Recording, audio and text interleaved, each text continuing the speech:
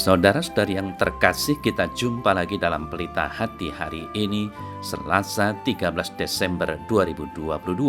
Hari biasa, pekan ketiga dalam masa Advent, bertepatan dengan peringatan wajib Santa Lucia, seorang perawan dan martir. Bersama saya Romo Thomas Suratno, SC dari Paroki Cilandak, Jakarta Selatan, mendengar dan merenungkan sabda Tuhan, yakni firman Tuhan yang tersurat dalam Injil Matius, bab atau pasal 21, ayat 28 sampai dengan ayat 32.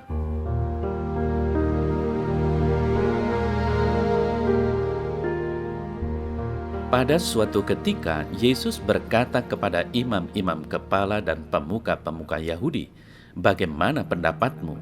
Ada orang mempunyai 2 anak laki-laki. Ia pergi kepada anak yang sulung dan berkata, 'Anakku, pergilah bekerja di kebun anggur hari ini.'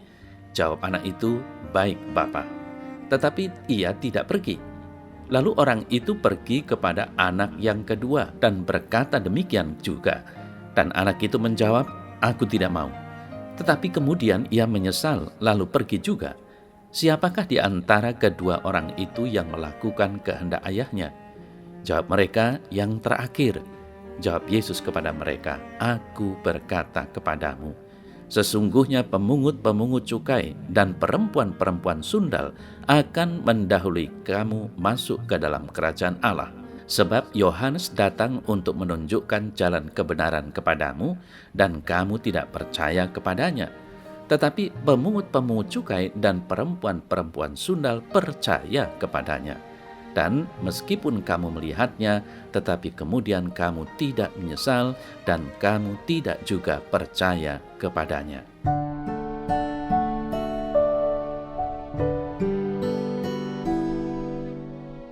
Saudara-saudari yang terkasih, perumpamaan yang disampaikan oleh Yesus dalam warta Injil hari ini mau menggambarkan tanggapan bertentangan dari golongan yang tersisih secara religius dan para pemimpin mereka terhadap pelayanan Yohanes yang merupakan persiapan bagi pelayanan Yesus sendiri.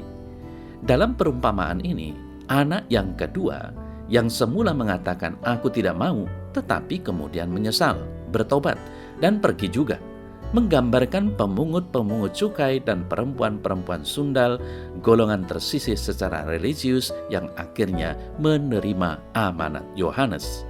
Sedangkan anak sulung yang mengatakan, "Aku pergi," tetapi tidak pergi, menggambarkan para pemimpin agama yang semula memberikan semacam persetujuan secara angkuh kepada Yohanes. Saudara-saudari yang terkasih, perumpamaan ini merupakan salah satu kekhasan dari Injil Matius, di mana para penulis Injil yang lain tidak menuliskan perumpamaan ini.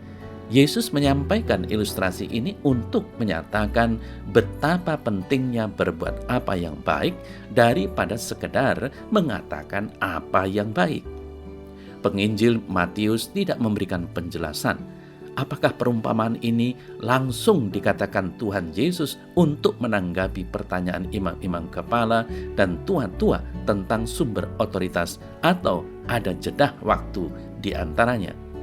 Meskipun tidak ada indikasi waktu yang sangat berdekatan, namun penginjil Matius menempatkannya secara kronologis tepat setelah perdebatan mengenai otoritas dan menyebutkan nama Yohanes dalam penjelasan perumpamaan ini.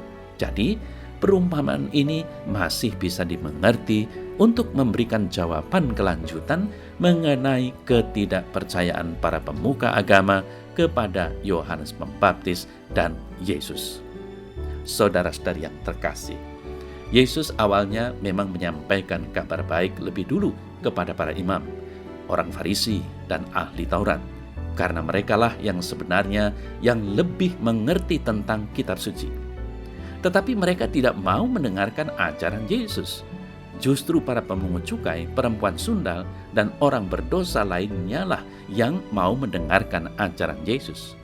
Maka dengan tegas Yesus berkata bahwa sesungguhnya para pemungut-pemungut cukai dan perempuan-perempuan sundal akan mendahului kamu masuk ke dalam kerajaan Allah. Karena Allah Bapa telah mengutus para nabinya, dan yang terakhir adalah Yohanes Pembaptis kepada orang Farisi dan ahli Taurat, tetapi justru para pemungut cukai dan perempuan sundallah yang percaya kepadanya. Walaupun orang Farisi dan ahli Taurat melihat, namun mereka tidak percaya. Saudara-saudari yang terkasih, di sini bukan hanya sekedar mendengarkan firman Tuhan, tetapi yang terpenting dari semuanya adalah melakukan kebenaran dari firman tersebut. Pesan ini menjadi semakin kuat. Karena apa? Karena penginjil Matius tidak menyebutkan apa yang harus dikerjakan oleh si sulung dan si bungsu di kebun anggur. Orang-orang berdosa yang percaya kepada pemberitaan Yohanes Pembaptis dan Yesus sudah menunjukkan buah-buah yang nyata bahwa mereka telah bertobat dan mulai hidup dengan benar. Orang-orang yang dulunya digolongkan sebagai orang-orang berdosa sekarang ini masuk dalam proses pembelajaran mengenal Allah dan hidup melakukan kehendak-kehendaknya. Saudara-saudara yang terkasih, ingatlah bahwa di dalam Tuhan Yesus Kristus tidak ada jalan seburuk apapun yang tidak bisa kembali kepada kebenaran. Jalan itu ialah jalan pertobatan, membangun sikap pertobatan yang tulus dan jujur. Sikap mau mengakui kesalahan dan kemudian mengikuti yang benar menjadikan pemungut-pemungut cukai dan perempuan-perempuan sundal akan mendahului kamu masuk ke dalam kerajaan Allah. Namun sikap jumowo, kata orang Jawa, dan tinggi hati justru mendatangkan kebinasaan yang semakin dalam. Percayalah bahwa bagi mereka yang berdosa seberat apapun tetap mempunyai jalan terbuka untuk kembali kepada Tuhan, apalagi bagi mereka yang hidupnya lebih baik.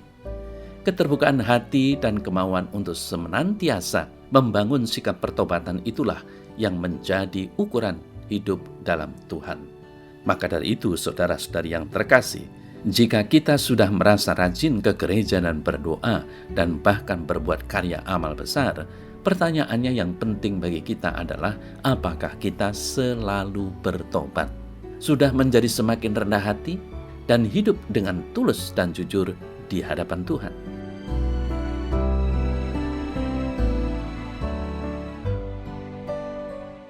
Dalam nama Bapa dan Putra dan Roh Kudus. Amin.